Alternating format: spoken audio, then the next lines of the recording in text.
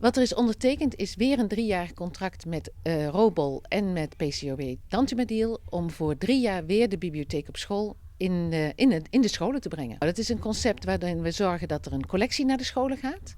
Maar er komt ook een leesconsulent en die komt regelmatig vertellen hoe leuk lezen is. En dat is ontzettend belangrijk. Het belang van de overeenkomst is denk ik voor onze scholen en van onze leerkrachten dat we het bereik van de boeken heel dichtbij brengen.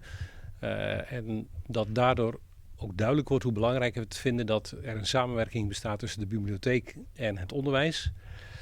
En dat we daardoor ook aan ouders uitstralen dat boeken eigenlijk een onmisbaar bezit zijn voor kinderen, zeker in de jonge leeftijd. Het is heel fijn dat je zo'n groot bereik hebt van boeken en zo'n schat van materiaal wat je ook in je klasse kunt gebruiken, waarnaar je kunt verwijzen. De drempel om naar een bibliotheek te gaan is voor sommige ouders gewoon best wel groot. En als je gewoon het in je school hebt, plus iemand vanuit de bieb die ze nu dan eens even komt vertellen hoe leuk het allemaal is, want dat doen ze ook. En dat hoort er ook bij, dat je de klasse langs gaat, dat je gaat vertellen van kijk, dit is een prachtig boek en het gaat hierover. En dat je dat deelt met kinderen, zodat ze ook enthousiast worden. Ja, dan maak je die drempel steeds lager, waardoor mensen sneller gewoon, ook door hun eigen kinderen, naar binnen stappen om een boek te lenen.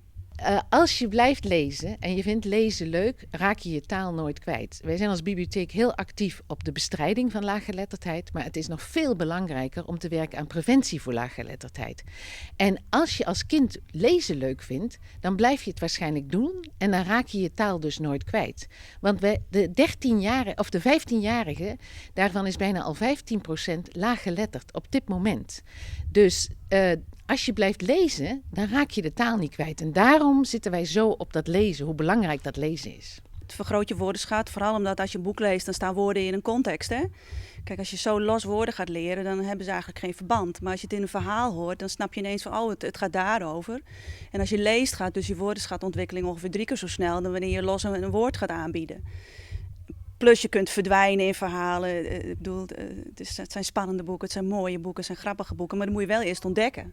Je moet het wel aanbieden.